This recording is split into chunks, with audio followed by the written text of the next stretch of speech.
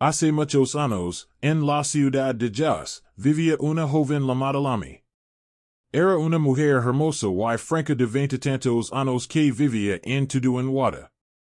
Vendía extensions de cabello y desodorant corporal en su pequeña tienda cerca de la rotunda, y siempre se presentaba como si estuviera en una pasarela de moda. La gente la conoce como la chica que usaba tacones incluso para comprar cunu. Era el tipo de mujer a la que le gustaban las cosas llamativas, vestir con elegancia, hablar con elegancia, pero sobre todo, los hombres con gracia.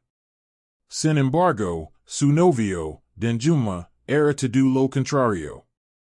Era un profesor tranquilo y amable en la escuela secundaria cercana que vestía camisas planchadas, sandalias marrones y siempre decía gracias después de cada comida. Incluso esa era solo arroz sin salsa. Denjuma nunca levantaba la voz, nunca discutió y siempre le daba dinero a Lami incluso cuando ella no se lo pedía.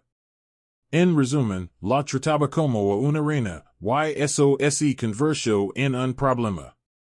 Un domingo por la tarde, Lami estaba en casa cuando sus dos amigas más cercanas, Candy y Rhoda, fueron a visitarla. Como de costumbre, charlaron de cosas sin importancia, el coro de la iglesia, Wahalala, Nipa que se incendia y una mujer que se desmayó al ver su factura de la luz. De repente, Lami suspiró profundamente y su rostro cambió. Rhoda levantó la vista. Lami, ¿qué te pasa? Candy hizo una pausa. Espero que no se por Denjuma otra vez. Lami se recostó y dijo, hermana, la verdad es que Denjuma es demasiado blando. No lo soporto más. Rhoda parpadeó. Lami continuó, es demasiado blando.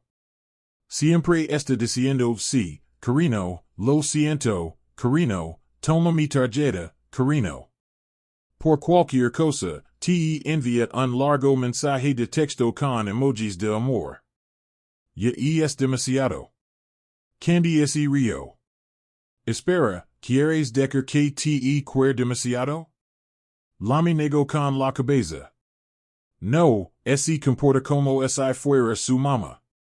Quiero un hombre, no una mascota fiel. ¿Sabes que ni siquiera puedo discutir?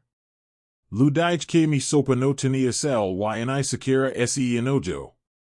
Simplemente dijo, sí, cariño, ya me di cuenta, pero no quería arruinar el humor.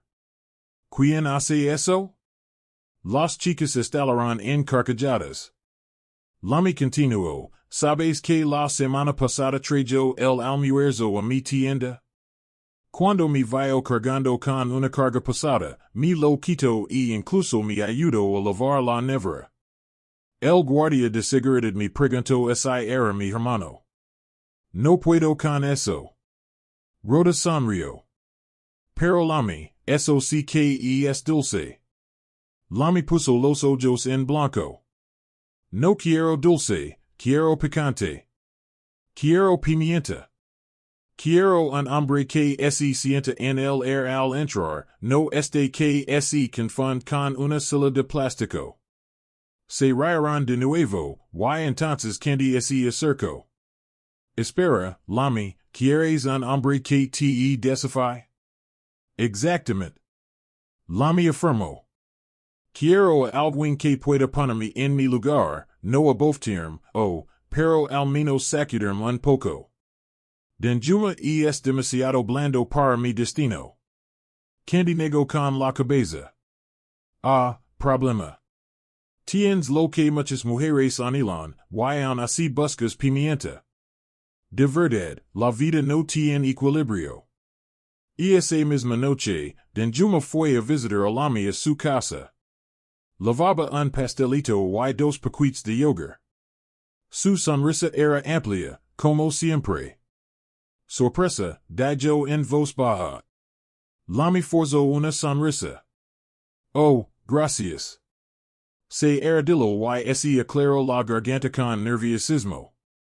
Lami, he estado pensando.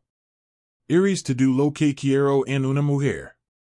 Sé que no soy el más ruidoso en el más rico, pero hair to do lo posible por hacerte feliz. Lami traigo saliva con dificultad. Luego saco una pequeña caja roja para anillos. Quiero casarme contigo, Lami. Se quedo boquiabierta. Miró el anillo, era pequeño, dorado y elegante, pero no llamativo. Entonces miró el rostro de Denjuma, lleno de esperanza. No loro en I sonrío, solo digo, ¿puedo pensarlo? El rostro de Denjuma se ensombreció un poco, pero asencio. Tome tu tiempo. Esperaré. Se levantó, la abrazó y se alejó lentamente. Esa noche, Lami se sentó con las piernas estiradas en el suelo, presionando su teléfono y pensando. Se imaginó casada con Denjuma, cocinando, lavando y siendo tratada siempre como una reina. Luego se imaginó casada con un hombre con un pecho enorme, una voz imponente y una presencia imponente, alguien que camina como un león y habla como un comandante. Sonrió, ya sabía qué hacer. A la mañana siguiente, le envió un mensaje a Denjuma, eres un buen hombre, pero necesito a alguien más fuerte. Por favor, perdóname. Se acabó. Denjuma no respondió de inmediato, pero más tarde Lami vio un mensaje suyo que decía, te deseo felicidad para siempre. Sonrió, bloqueó su número y se dijo a sí misma, por fin ha llegado el momento de encontrar un hombre de verdad. También cambió su biografía de WhatsApp, los hombres tiernos son dulces, pero los leones dominan la selva. Sus amigas Candy y Rhoda no estaban de acuerdo, pero a Lami no le importaba, ya lo había decidido. Quería un hombre de verdad, uno que pudiera dominar una habitación con solo pararse en la puerta, uno que dijera sentate y ella quisiera sentarse, uno que abriera la boca y silenciara hasta a los mosquitos. Por suerte, no tuvo que esperar mucho para conocer su león salvaje. Ocurrió en la boda de su prima. Lami lavaba un vestido dorado con tacones tan altos que podían cortar ocra. Su gili estaba abarrotado como un proyecto del gobierno, y al entrar en el pasillo, oyó una voz profunda y fuerte a sus espaldas. Mujer, disculpe, su vestido arrastra la silla. Se giró, y fue entonces cuando lo vio, Beatriz Pam.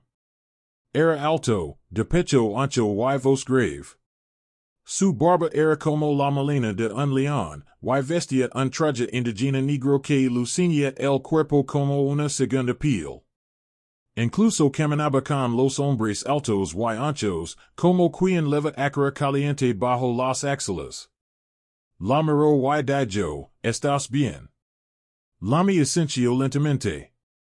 Bien, dijo, sentate antes de que se acabe el arroz. Después, pasó de largo, y fue entonces cuando su corazón gritó, este es el indicado. Desde ese día, se hicieron amigos. Sin embargo, Beatriz no la perseguía como Denjuma, no hubo buenos días, cariño, en I has comido, en I flores. En cambio, decía cosas como, te recojo a las 6 p.m, ponte algo decente. No me gusta esa amiga tuya, Candy, habla demasiado. ¿Qué quieres comer? No importa, yo pedí sopa de pimientos para ti. Lami les dijo a sus amigas emocionada, es diferente. Toma las riendas y me protege, incluso con la forma en que agarra el volante. Candy frunció el seno. Pero no te pregunto qué querías comer? Ese es el punto. Lami sonrió. Simplemente lo sabe, ¿sabes? Los hombres alfa no piden opinions. Rhoda arqueó una ceja. Entonces el control ahora es sexy? Lami puso los ojos en blanco. Ustedes no lo entienden. Me siento tan segura con él. Dos meses después, Beatriz lo propuso matrimonio, pero no con esos estilos suaves y románticos. No ese armadillo ni ese estrecho planeando una decoración sorpresa. Una noche, él simplemente la miró y lo dijo, no me gusta perder el tiempo. Yo sé lo que quiero. Si estás lista, podemos empezar a planear la boda. Lami rio entre dientes y dijo, eres muy seria. Él respondió, la vida no es para bromistas.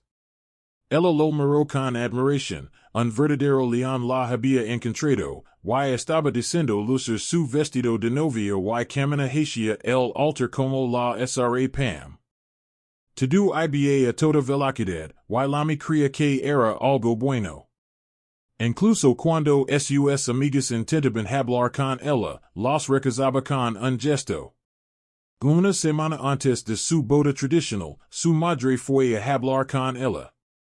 Lami, he visto a este Beatriz. Es audaz, sí, pero algo en mi espíritu no lo acepta. Lami rio. Mama, te lo dice tu mente de pueblo. Mi caso con un hombre de verdad, no con un niño de plástico.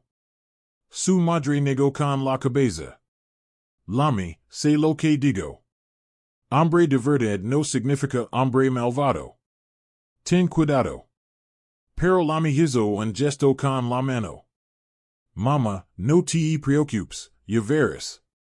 Esta es diferente. Una semana después, Lami se convirtió en la sra Lami Beatriz Pam. Las fotos de la boda fueron tendencia en Facebook, y ella usó el pi de foto, no me conformo con menos, esperé un rey.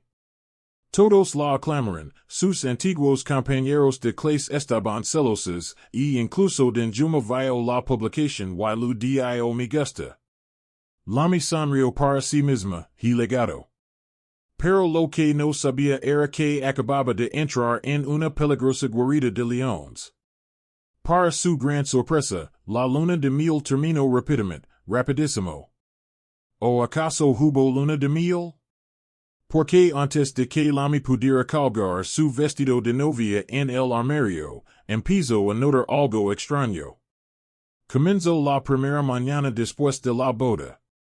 Se había despertado sonriendo, esperando besos y abrazos, y tal vez incluso el desayuno en la cama.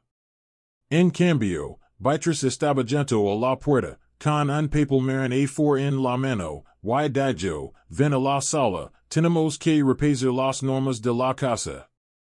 Lami se frotó los ojos. ¿Casa qué? Beatriz dejó el periódico en la mesa central, carraspeó como un soldado dirigiéndose a oficiales subalternos y comenzó a leer, reglas de la casa para la sra Lami Beatriz Pam. Número 1. Debes despertar a las 5:30 am, incluso los fines de semana. Número 2. No dormir por la tarde sin permiso. Número 3. No maquilar fuera de casa. Número 4. No se permiten amigos a menos que se lo autoricen con 24 horas de antelación. Número 5. Tu madre solo puede visitarte 2 veces al año y nunca debe quedarse a dormir.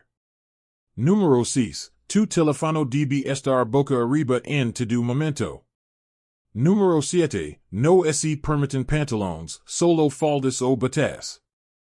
Número 8. No salir sin una explicación escrita o aprobación verbal. Número 9. La cena debe estar lista a las 7 p.m. en punto. Número 10. Cualquier desobediencia será tratada con firmeza. Cuando terminó de leer, la miró y dijo, ahora, ven y forma aquí para demostrar que lo entiendes. Lami se rio. Se rio tanto que se cayó del sofá. Entonces se dio cuenta de que Beatriz no se reía. Se incorporó. Espera, ¿hablas en serios?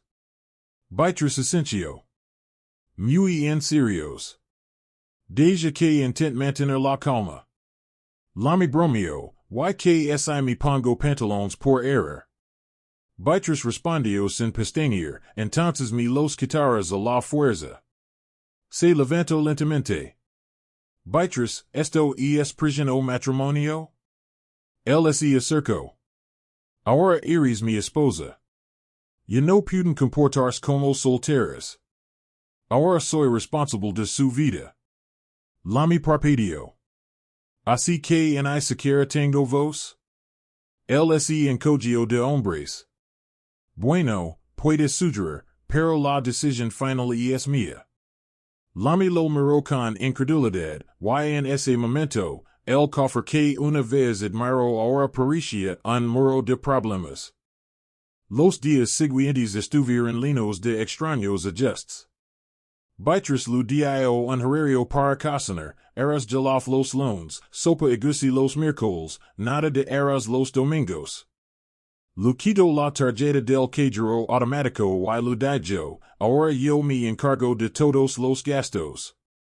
Reviso su Instagram, dejó de seguir a todos sus seguidores masculinos y también borró su cuenta de TikTok, diciendo que estaba demasiado casada para esas tonterías.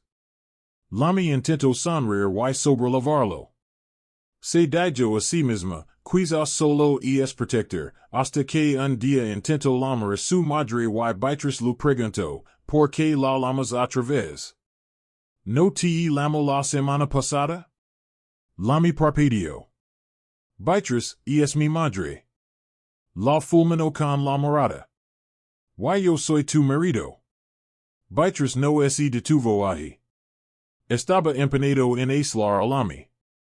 Así que, cuando su amiga Candy vino de visita un día, Beatriz la miró de pies a cabeza y lo dijo, por favor, vete.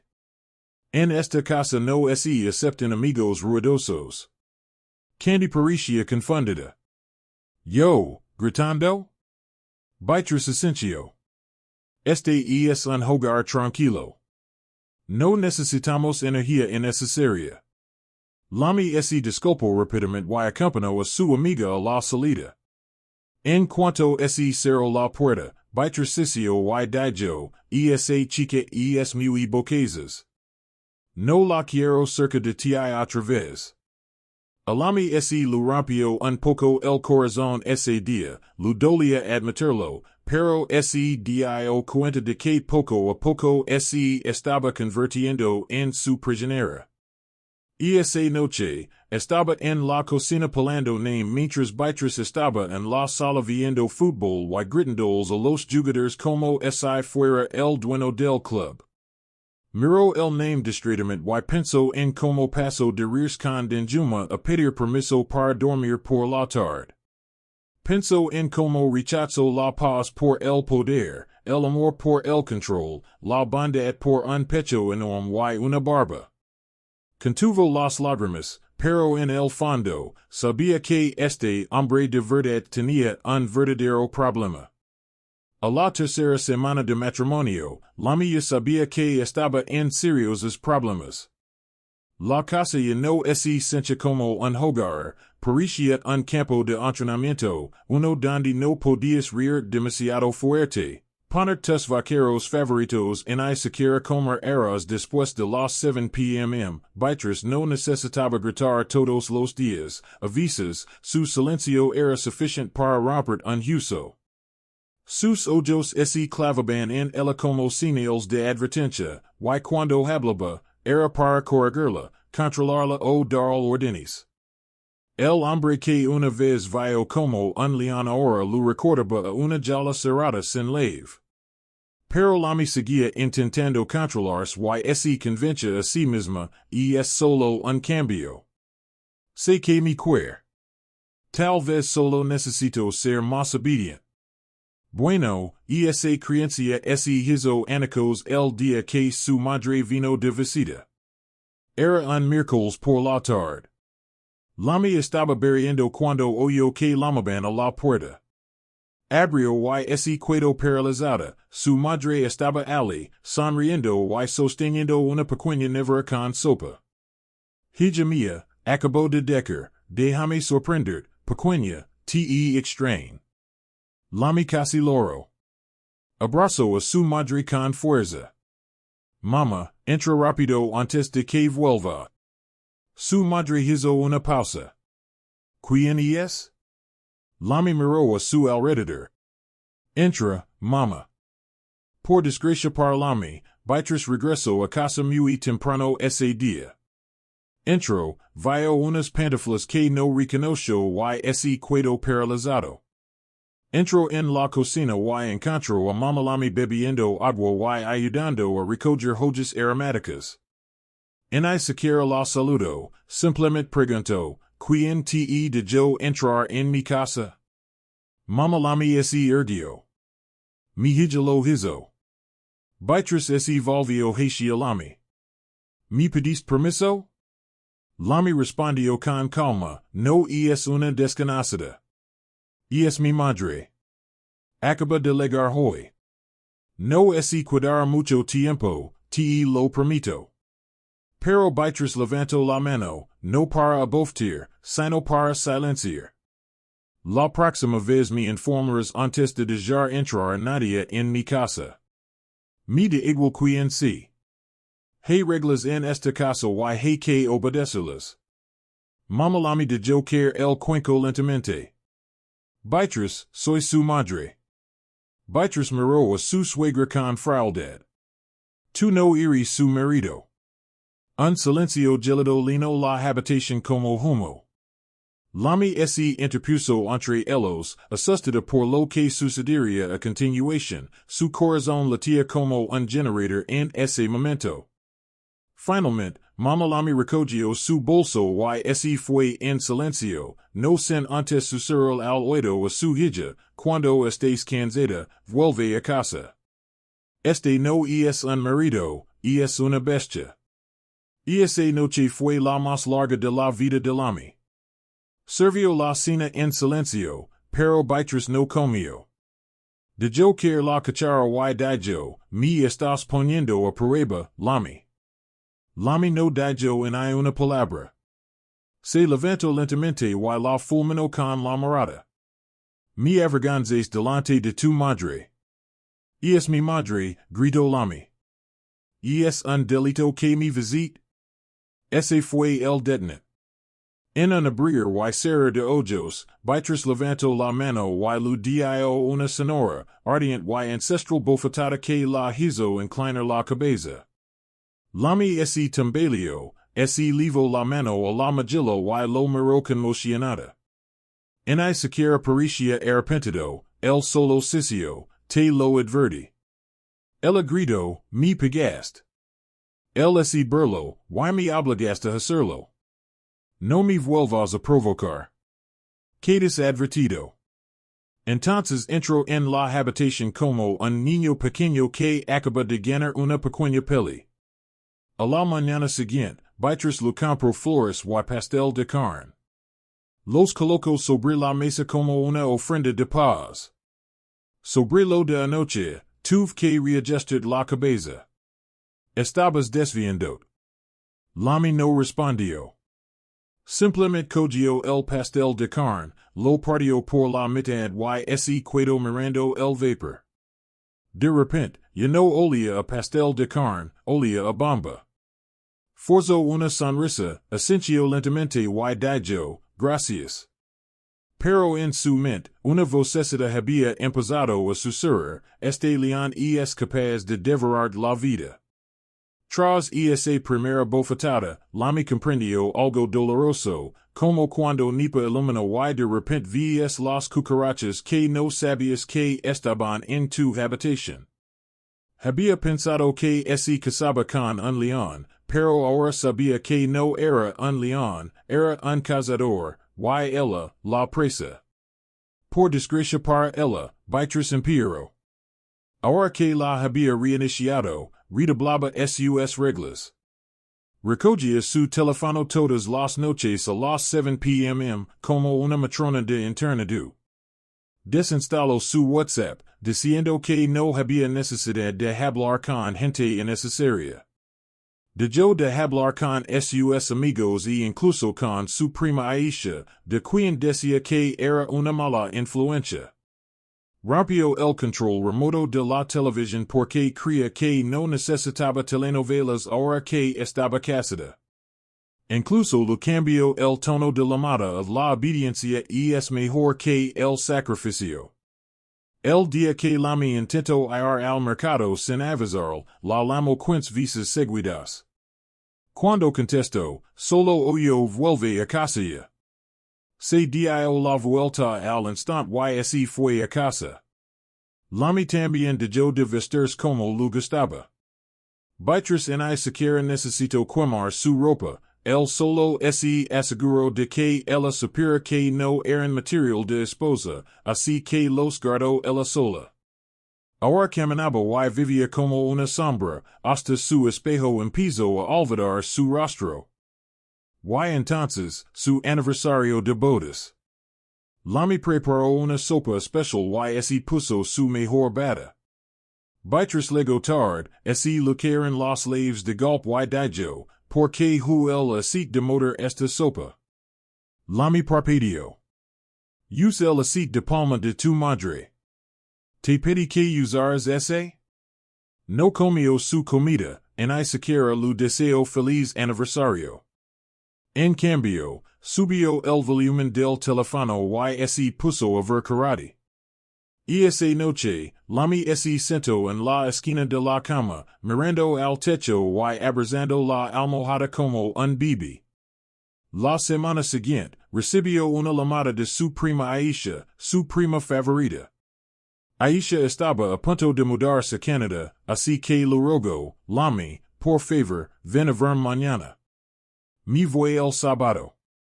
Lami estaba emocionada por ir, pero cuando se lo cantó a Beatriz esa noche, la miró con cara seria y le dijo, no te vas a ninguna parte. Si quieres ver, que escriba una solicitud para venir esta casa, y que use bata. Lami jadeó. Viaja a Canadá. Quizás no la vuelva a ver. A Beatriz no le importó y dijo, entonces esperarás a verla en tus sueños. No eres una chica de la calle, así que no deberías estar yendo y viniendo. Esa noche, mientras él roncaba a su lado, Lami permaneció despierta. Loro en silencio mientras su corazón se rompía una y otra vez al pensar en todo. No estoy casada, estoy en una jaula, y he perdido la llave. ¿Cómo he llegado aquí? Recordó a Denjuma, como siempre saludaba a su madre con respeto, le pedía su opinión y nunca lo gritaba. Recordó la tierna propuesta y el amor que se sencha como agua, no como fuego. Contuvo las lágrimas. Quería un hombre de verdad, pero venía con una locura de verdad. Sabía que algo tenía que cambiar muy rápido antes de perder todo lo que la hacía Lami. Aun así, aguantó hasta que una noche, Beatriz trajo a casa una guerra disfrazada de conversación. Beatriz regresó a casa esa noche y encontró a Lami viendo un video de música gospel en su teléfono. Lo saludó alegremente. Bienvenido, esposo mío. Beatriz no respondió. Se sentó, miró a su alrededor y preguntó, ¿por qué no hay comida en la mesa? Lami respondió, te estaba esperando, quería que estuviera caliente. Él gritó, así que te la pasaste viendo videos y llegando en tu teléfono. Solo era una canción corta. Estaba cansado y decidí. Antes de que pudiera terminar, él lo agarró el teléfono y lo estrelló contra el suelo. El sonido fue fuerte y el corazón de Lami dio un vuelco. Beatriz la señaló, la próxima vez, concentrate. Eres una esposa, no una adolescente. Lami gritó, rompiste mi teléfono. Desde entonces has estado rompiendo mis reglas. Este es pequeño, advirtió Beatriz. Lami retrocedió lentamente y se sentó en la silla, llorando en silencio. A las 2:30 am, Lami se despertó sin alarma. Sabia que esa era el día en que escaparía o moriría en el intento, así que no entró en pánico. Simplemente recogió algunas cosas con sigilo y guardó el dinero que había ahorrado en secreto dentro de una caja de plástico rota. Lo dobló todo y lo metió en una pequeña bolsa de nylon, fue de puntillas hasta la puerta y la abrió lentamente. Beatriz seguía dormido, roncando como un amo del mundo. No salió por la puerta principal, atravesó el patio trasero, trepó la cerca baja como una ladrona, arrancó la pierna con el alambre de púas, aterrizó torment y cogió hasta la calle. Corrió sin mirar atrás. No había vehículos a esa hora, así que caminó un buen rato para llegar a la carretera principal. Por suerte para ella, al llegar a la carretera principal, pasó un kiki. Lu gritó y lu indicó que se detuviera. Tío, por favor, voy a todo en Wada. Lévame, por favor, yo pago. El hombre del kiki la miró con preocupación. Señora, ¿está bien? Ella asintió rápidamente. Solo necesito ir a casa de mi madre. El asintió y la llevó allí. Al llegar a la casa de su madre, no llamó, golpeó la puerta repetidamente. Mama Lami la abrió con ojos sonolientos y se quedó paralizada al ver su hija. Lami. Lami se dejó caer en sus brazos. Mama, estoy cansada. No puedo hacerlo otra vez. No puedo. Su madre la abrazó fuerte, le frotó la espalda y no dijo nada durante un largo rato.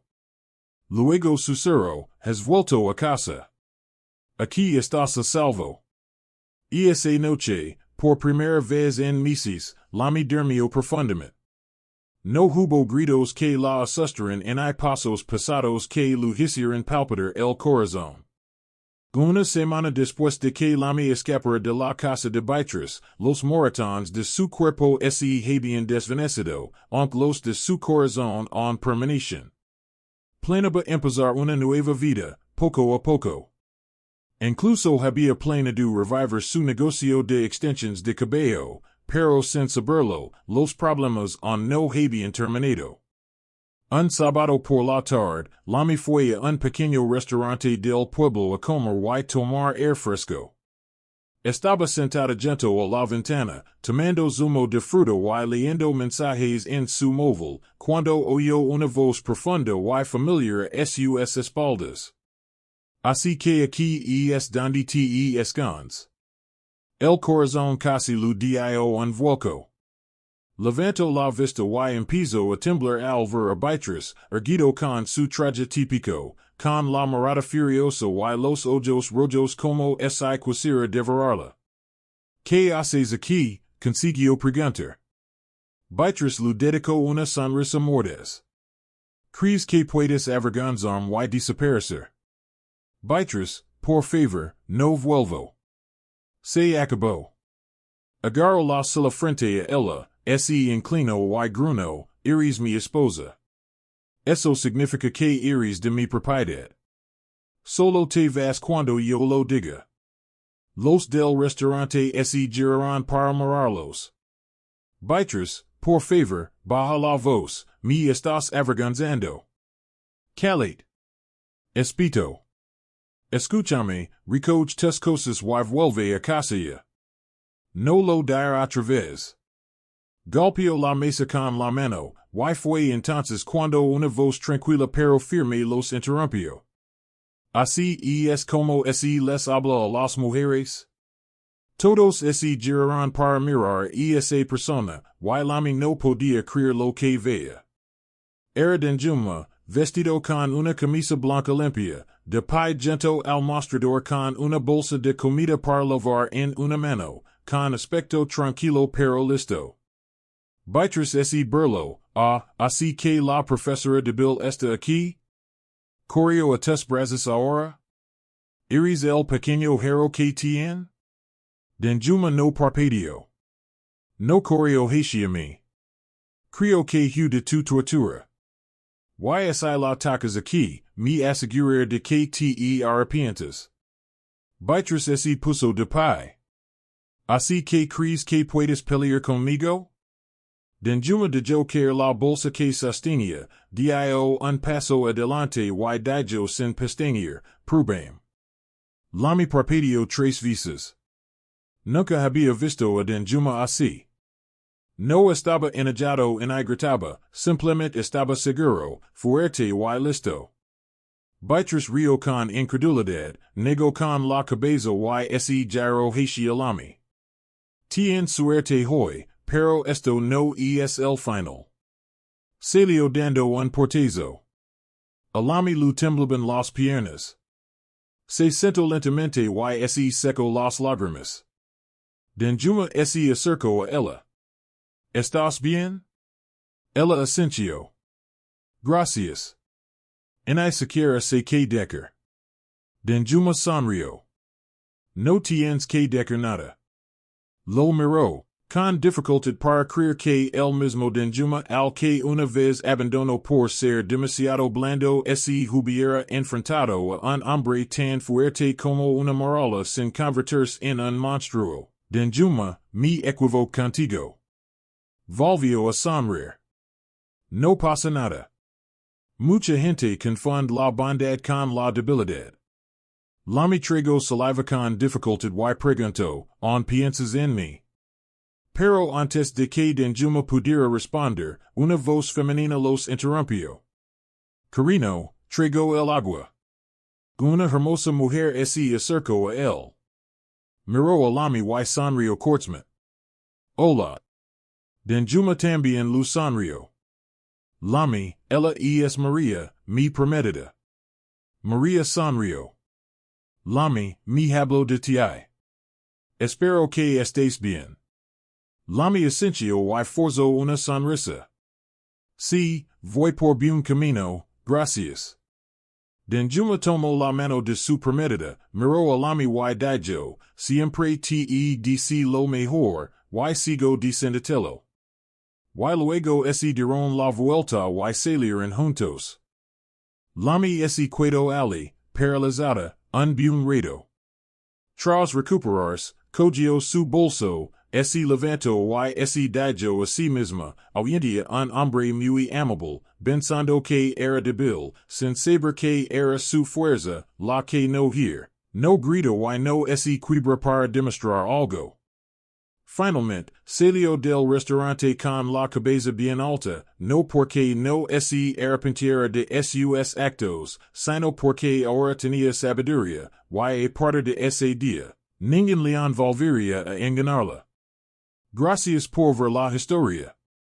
Comparte tu opinión conmigo en la sección de comentarios. ¿Qué lecciones aprendiste? Compartila con tus series queridos, dale me gusta y suscríbete a este canal si aún no lo has hecho. Hasta que les cuente otra historia. Adiós.